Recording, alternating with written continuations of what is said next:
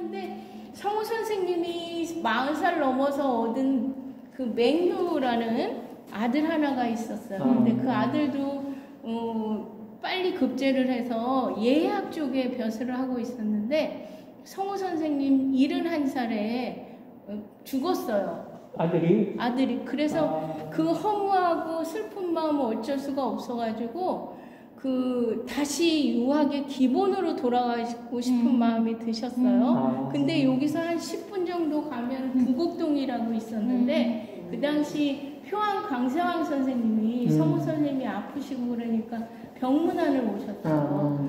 병문안 오셔서 그랬더니 성우 선생님 부탁이 있다. 내가 구곡도랑 여기 도산 서원들을 그려주면 좋겠다. 근데 표암 선생님은 여태까지 안동에 가본 적이 없었어요. 근데 구곡도는 그 유교 사상이나 사책을 읽은 사람 웬만하면 구곡도를 그릴 수가 있어요. 근데 도산 서원은 안 가봤는데 젊어서 몇 번 가셨을 때 그림을 이걸 참고해라 해서 그린 그림이 도산 서원도예요. 표암 강세왕 선생님. 근데 비교적 잘 그렸다고 해요. 우리가 실제로 가도 비슷하게 이게 다 있어요. 거의 똑같게. 많이 듣고 뭐 네.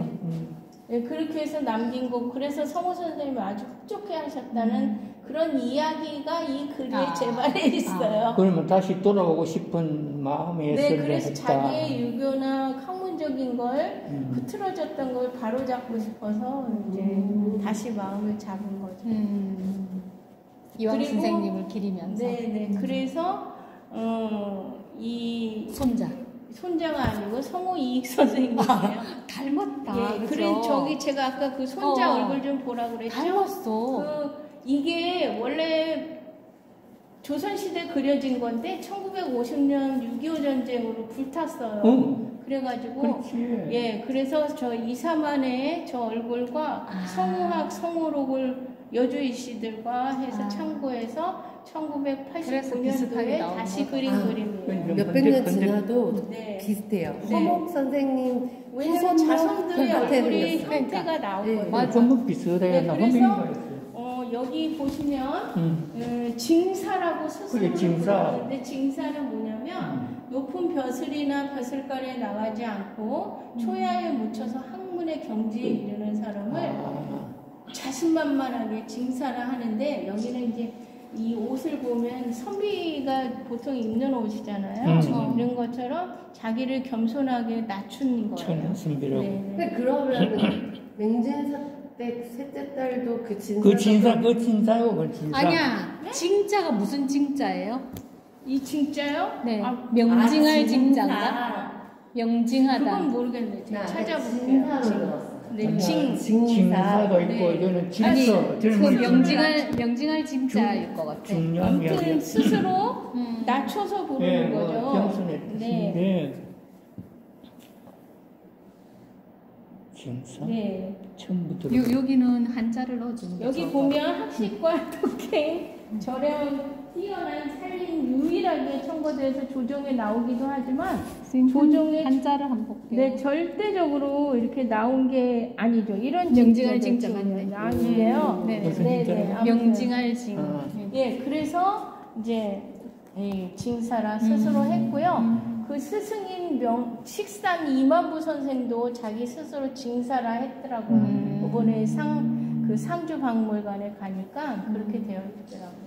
그래서 이제 실학은 이수강이나 이렇게 유형원의 맥을 이어서 성우 선생님이 백성한테 어떻게 하면 농사를 잘 지을 수 있을까, 스스로 농사를 지으면서도 농사 짓는 거에 대한 그 관심이 너무 많았어요. 왜냐하면 백성들이 땅이 있어야 먹고 살 수 있으니까. 항상 배고프니까. 그래서 이제 이수강 유형원을 기점으로 해서 마지막으로는 유홍원 선생이 얼마나 앞서요? 이게 한 100년 채 안 돼요.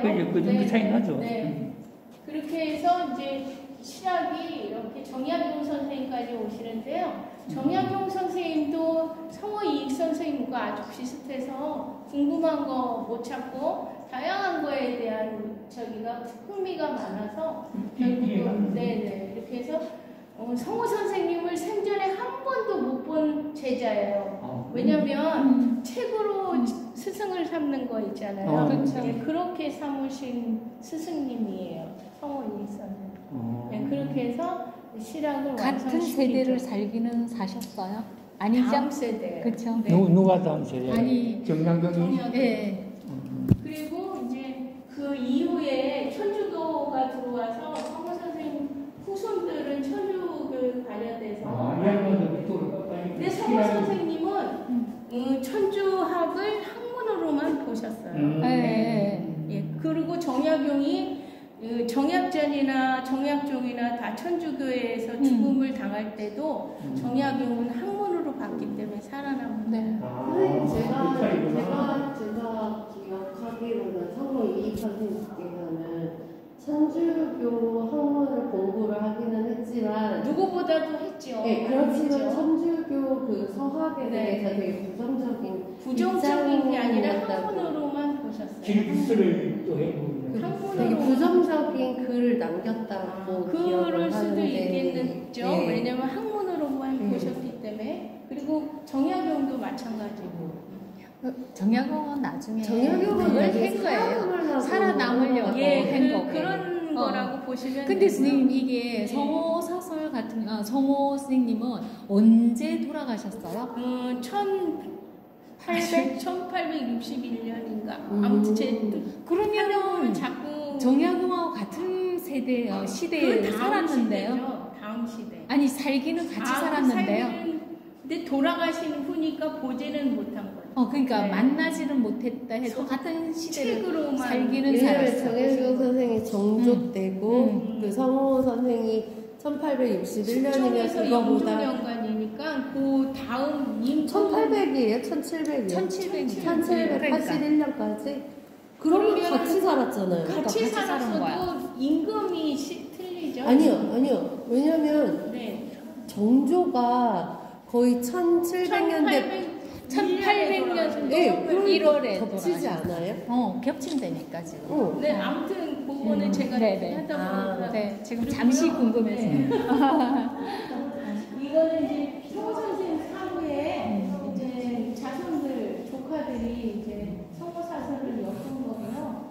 이게 이제 우주 만물에 대한 관심, 사랑과 인간, 또 여러 가지 또 시, 또 만물의 그 경사, 인류적인 여러 가지 곤충, 뭐 여러 가지 이런 것들을 다 관심 있게 해서 만들어낸 성호 사설인데요. 지금 이 3책, 10권 중에 3책만 남아있어요. 네. 여기서 남아있는 게 아니라 다른 데 있다는 거죠. 아니요. 없어진 그래서 얘가 아무런 보물이나 이런 국보나 이런 게 제정이 안 된 이유 중에 하나가 다 차있지가 않고요. 그리고 또 이거를 성호 선생님이 쓰시긴 했지만 나중에 완결을 한 거는 성호 선생님이 아니기 때문에 예, 이거는 아직 보류상태예요. 근데 그 연본은 인터넷 찾아서 좀 보시면 될 것 네네. 같아요. 확인할게요. 네. 그래서 이제 이런 책이나 저서로 인해서 많은 책을 질서류나 뭐 여러 가지 책들을 많이 내셨거든요. 그런 것들로 인해서 가문 후손들이 이게 또 스승님화 시켜서 또 공부도 많이 하시고 그래서 선생님 혹시 성호 선생님의 책 읽으신 거 있으세요? 성호 사설 그거 네. 뭐가 제일 재밌었어요? 성호 사설은 네. 제가 이제 애들이 다 30살이 넘어서 제일 먼저 읽고 느낀 점은 뭐냐면 네. 그 아이들이 어렸을 때 이거를 저도 이제 해설사 되면서 지금 10년 정도 됐지만 우리 애들이 다 30이 넘었어요. 이렇게 도와주시다. 그래서 넘어서 이걸 좀 애들 그 어릴 때 초등학교 때 그때 좀 알았으면 애들을 조금 다르게 좀 키우지 않았을까 아쉬움이 좀 있는 게 성호 사설이고요. 그 예를 들면 성호 선생님이 얼만큼 회의와 자득에 대해서 했느냐면 아주 집요하게 했냐면 여기 성호 사설 중에 금강산 12,000봉이 있는데 어느 날인데 왜 다들 금강산을 12,000봉이라고 하지? 하면서 그거에 대한 회의에 빠지셨는데 결국은 찾아낸 게 봉우리가 12,000봉이 아니고 있고 거기 보살님들이 1만 2천 분 오. 보살 거기 저 와서 처음 알았어요. 네. 근데 그런 거부터 이 작은 것들이 송호사설에 있어요. 지금 서점에 가면 송호사설 책이 이제 좀 어렵지 않게 이렇게 나오는데 애기들이 어리면 여기 오시면 그 읽어보라고 제가 추천을 좀 해줘요. 보살은 쓰면. 그리고 옛날에 뭐 그 불교적인 거 제가 다 까먹어서 모르는데 단무갈이다 뭐다 해서 그 불교에서 나오는 그런 보살들이 있죠. 그럼요. 맞아요. 그 금강산 사진 보면은 항상 사찰과 암자가 그 많죠. 암자 석가가 이상이 그거를 캐내신 분들 그렇지. 선생님 저 그거 처음 알았어요. 그리고 성우 선생님이 젊어서 금강산을 한 2-3번이 갔다 오고 웬만한 성우 선생님이 북악산이다 뭐다 해서 서울에 산인 이런 데를 아주 여러 군데 안동에도 찾아서 여러 군데 진짜 많이 다니신 거 몸도 같아요. 약한 양반. 그 당시에 걷진 않고 양반들은 다 맞네. 지금 진짜. 정성 그림이 지금 호암미술관에서 전시 중이잖아요. 맞아요. 시간이 있으면 꼭 가셔야 우리 5월 우리 6일 다 예약돼 있어요. 왜냐면 그거 볼 시간이 진품 보기는 참 힘들거든요. 맞아요. 제가 그림을 그려요. 와. 수묵화. 관심이 많은데 그거 보시면 이제 거기 보면 저기 겸제도 그 금강산에서 그림을 많이 그리잖아요. 맞아요. 그런 거 거기에 그림이 다 나오잖아요. 네. 가마 타고 맞아요. 올라가는데 맞아요. 그걸 다 스님들이 지고 올라가는 맞아요. 거예요. 그때는 네. 장갑이니까. 아까 답이 됐죠? 말씀드린 스님 그거. 답이 됐죠? 네네네. 순간적으로 양반이 걷지 그 않는다는 옛날 걸 한진이가 순간 까먹었다. 아 근데 마차를 타고 가도 사실 쉽지 않거든요. 근데 이제 그게 실려가는 것도 되게 불편하죠. 그 의도가 없으면은 의지가 없으면 그리고 못하죠. 이제 이걸 보시면 여기에 이분들이 여주희 씨 뭐 해서 이분들이 기증한 분들의 이제 이름이고요. 우리 수장고는 서울시 아니 수원시 아니 그 안산시청 수장고에 있어요. 그리고 이거는 쉽게 말씀드리면 조선시대 18세기 18세기 후반에 유행했던 책가도에 유행이 됐던 그 인테리어로 보시면 돼요. 왜냐면 그 당시 세계의 중심은 중국이었어요. 네. 중국에서 정조 연간 정조 이후에 제일 유명했던 게 책가도예요. 맞아. 그래서 단원 김홍도도 책가도를 많이 그렸고요. 이 인테리어를 못하던 사람들은 책가도를 그려서 맞아. 그 병풍으로 만족하고. 만족감을 느낀 것처럼 그래? 정조 임금님도 그 이후에 책가도를 많이 뒤에다가 했다고 해요. 그리고 김홍도가 많이 그렸고 그렇지. 또 이형록이라는 책가도의 최고봉이 있어요. 그 사람 많이 그렸어요. 네, 그렇게 보시면 돼요. 요즘 그때는 그게 좋았어요. 네, 그리고 여기서부터는 기획전시라 해서 여기서 부곡동이 표안 강세왕 선생님이 사시는 곳. 예, 거기 진주유 씨 집안으로 결혼을 갔잖아요. 요형은 씨 아니야? 진주유 씨, 유경종. 왜냐면 이게 여기 보시면 그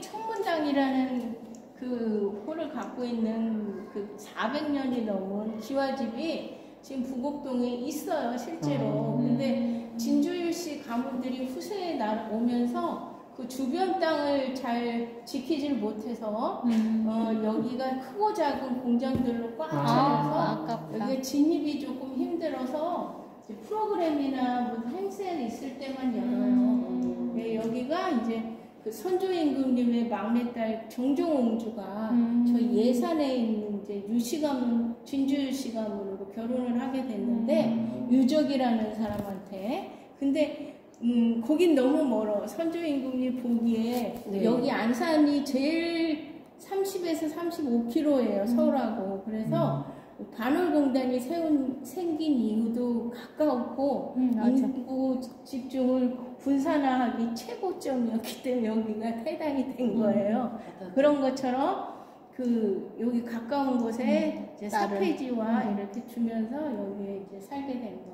그러니까 딸 멀리 보내기 싫어서. 네, 그렇지. 가까이. 뭐 우리가 선조하면 정치적으로 뭐 많이 조금 밑으로 보기는 하는데 그 부모는 다 부모는 부모죠. 그런 것처럼 여기 이제 청문당이 그런 곳이었고요. 지금도 여기 안에 모가나무가 이제 400년이 넘은 모가가 계속 열려서 차로 계속 담고 있기도 해요.